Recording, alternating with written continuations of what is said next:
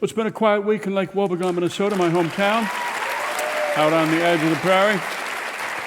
We got snow, so we're covered. Don't worry about us. We're just fine. Not so much sun this week, so some people who believe that they are susceptible to the darkness, they bring out their happy lamps. Most of them are women, and they sit there under the glow of these lamps, and it's a psychological thing. They get all kind of smiley and chipper, and they sing happy songs, even though they can't sing at all. They still sing. Many of them are married to men who are really put off by cheeriness. People of a Norwegian persuasion, to have cheery, upbeat people around them in the dark, cold months puts them in a sour mood, and so they pour themselves a couple fingers of bourbon, and they sit down with a good book, and not an inspirational book, but the kind where the hero is walking down a dark alley with broken glass and steam coming up out of the manholes, and then he sees this treacherous dame up in a lighted window up above. And then suddenly out of the shadows appears a big beefy guy in a dark pinstripe suit with a suspicious bulge under his breast pocket. And before you know it, hot lead is flying, and the big guy is down for the count, and the hero looks up at the window, and that treacherous woman has disappeared, but he knows that he's going to see her again very soon when he least expects it. That kind of a book, not a happy lamp kind of a book. Clint and Irene Bunson had a big party here on Tuesday night. It was the only night that was really clear of church stuff, and so they held a big party, and it was some party, even though they had just had a major argument right before people started to come. The argument was about whether they should call up people and tell them not to come because there was dense fog in Lake Wobegon, and the roads were slippery, and it just seemed treacherous. And Clint said, "How would you feel if somebody died trying to come to our party?" Well, she'd just gone to all the trouble of making the meatballs and the jalapeno poppers, and the cheese ball and the shrimp and the ham and artillery punch, which you only do at Christmas time, and you resolve you never will do again. It's a powerful drink. You had 2 quarts of whiskey and 2 pints of rum and a pint each of gin and brandy and some Benedictine and 2 whole bottles of red wine and some orange juice, and you had some lemon juice and a couple quarts of strong tea, and then there's sugar and some lemon twists and so on. You put it in a big punch bowl with a big block of ice in the middle, and it's so good. I mean, people come and they drink more than they think they did because you serve it in cups like teacups, and as it ran down, Irene just kept pouring more whiskey and more, and she forgot about the recipe. It just got stronger and stronger and stronger. Pastor Liz came with a gentleman friend, and of course that lent a little drama to the whole evening. His name was Irvin. He had a beard. He was older. He had a plaid flannel shirt and tweed jacket, and he wore Red Wing boots, and she didn't say anything about him. People watched them closely. Our pastor with a man. They weren't holding hands, but they seemed to really like each other. She didn't say where they met or how they met or who he was to her, but she'd been invited to bring a guest, and there he was, and he was rather charming. Viola Torres, the town clerk, said that she thought he had recently done time in prison for selling space in a cemetery, mausoleum, actually, a columbarium, space that did not exist, and he had been sent to prison for that, but she wasn't sure. Pastor Liz put her arm around him at one point, and people tried not to stare. They all kind of looked away, but they kept the corner of their eye on her, and he kind of leaned in close to her, and their cheeks touched. the ones on their face. And this was after the Bunson dog had gotten into the ant poison, and it was in the pantry, and in all of the camaraderie and the jolliness and all, the dog somehow got into the ant poison, and Clint fed her this ipecac and stood out in the snow with the dog waiting for her to vomit, and while he did, he could see through the window into the dining room where Carl Krebsbach put his arms around Irene, Clint's wife Irene, put his arms around her, and he kissed her on the lips longer than was really necessary.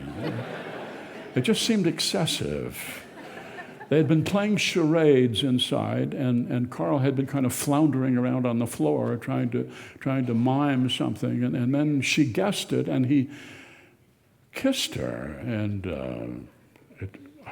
Clint didn't know what to think. The dog sat there looking up at Clint and not vomiting, and some people were dancing, and he could hear people in the kitchen.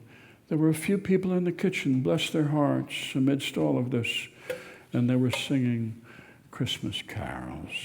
There were just a few of them leaning against the counter. He could see them over there. Oh, come, all ye faithful, joyful and triumphant. Oh, come ye to Bethlehem. Come and behold him, born the King of angels. Oh, come, let us adore him. Oh, come, let us adore him. Oh, come, let us adore him.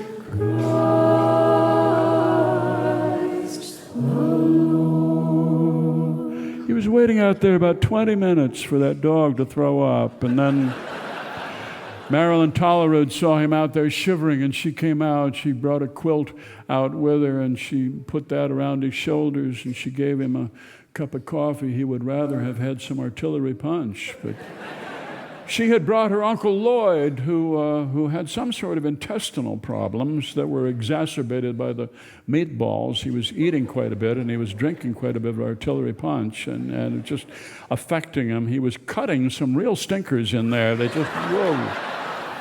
People started opening the windows and the doors. He himself did not seem to be aware of this, and Pastor Liz's friend Irvin was a little bit drunk himself, and Clint went in to investigate, and there was Lloyd at the buffet. He was scarfing up meatballs. He just had learned nothing from this, and then he let one, and he was standing right there by the candles, and there was a big whoosh, and he felt this burning feeling in his butt, and he just let out a yelp, and the dog threw up on the carpet right there, and Clint had to scrape that up, and he had to throw that out in the snow, and then he felt a little queasy himself. He went and he stood in the kitchen where the carolers were standing by the sink, and they were singing, "Angels we have heard on high." They were singing, "Angels we have heard on high,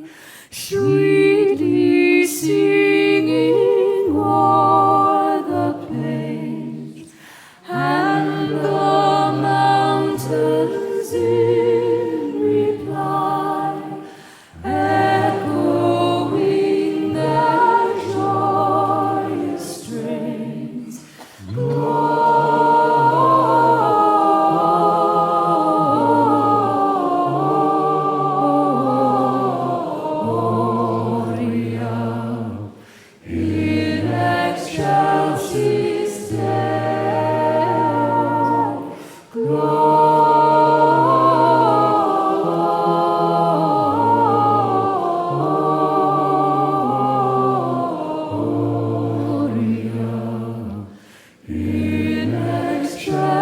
is there.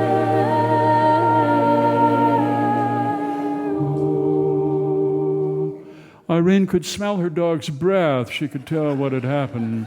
And she sent the dog outside thinking there was more to come. And Clint looked out and saw the dog out in the snow. The dog had found the paper towel that he had wiped up the vomit on, and she was now eating the vomit and the paper towel, and she threw up again. Came indoors for that, of course, as dogs would. They would want you to see it, and Irene cleaned it up, and she gave him a look as if it had been his fault. She put the dog down in the basement, and she got out the dessert, which was a triple-layer chocolate cake with a kind of a fudge spilling over the frosting. It was a big thing, and she was carrying it in one hand, and she was reaching for the cake cutter, which had slid under the cake there on the plate, and she lost her balance, and it fell top down right there on the kitchen floor. She scooped it up. The 5-second rule was in effect, and she picked the pieces of dog hair right off it and set it out on the table, and people went for it. Irene had the lemon meringue pie. She did not eat the chocolate cake. And meanwhile, Irvin was on his third glass of punch, and he was having a wonderful time. They were playing the Fictionary game, where everybody makes up a definition for an obscure word, and then they vote on which one they believe, and the most persuasive one wins. And he won 4 in a row, and he was a real charming man. Viola Torres said she was pretty sure he'd done his time down in Oklahoma, and that it was a columbarium, and Clint was wondering if maybe he shouldn't ask this man a few questions. And that was when Irvin stood up and he said, "Well, I got to head out," he said, and everybody, they said no, and he went around and he shook hands and hugged all of the women, and then he went outside, and Liz followed him outside, and people didn't want to stare at them out the window, but a few people did, and Viola took a good look at him. She said that they didn't kiss. They did not kiss. They sort of squeezed a little bit. He wanted to kiss, but Pastor Liz kind of ducked away, and then she came in again. And then there was a lot of barking down in the basement and animals tearing around down there. And Clint went down the basement, and the dog was chasing a raccoon who had gotten in. And Clint went over and he propped open the basement window that the raccoon had come in, and he went upstairs, and the raccoon took off out the window, and the dog somehow got up and got out the window himself. It was quite a leap for that old dog, and they took off. And Irene said, I think the furnace went out, and it had, so Clint had to light it. And while he was down there, it's no easy task. He's had to hold that ignition button there, and he could hear those carolers upstairs. It was really lovely, a beautiful song. They were singing, "Silent night, holy night, all is calm, all is bright, round yon virgin Mother and Child, holy infant, so tender and mild, sleep in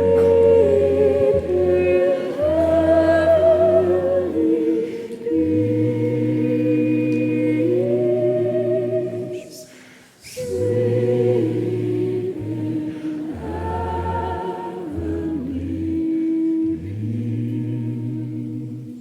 He came back upstairs. The furnace had come back on.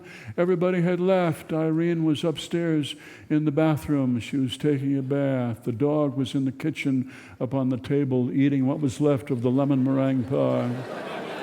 So Clint took him back outside, opened the windows to air the place out. And then it dawned on him what had happened this night of one disaster after another. Pastor Liz's friend Irvin was the Christmas Nissa. He was the Nissa, the evil elf It's in all of the Norwegian legends about Christmas. This Nisse will visit you and may take human form, probably will. One person is going to come, not necessarily somebody with a beard, and cause all sorts of trouble. Unless you make your risalaman, your rice pudding, and you put crushed almonds in it. It has to be very creamy. It can't be 2% milk, can't even be whole milk. It has to be heavy cream and half. And you make this and you set this outside by your back door. Remember that. Remember that for Christmas Eve. You'll save yourself all sorts of trouble. That's the news from Lake Wobegon, where all the women are strong, all the men are good looking, and all the children are above average.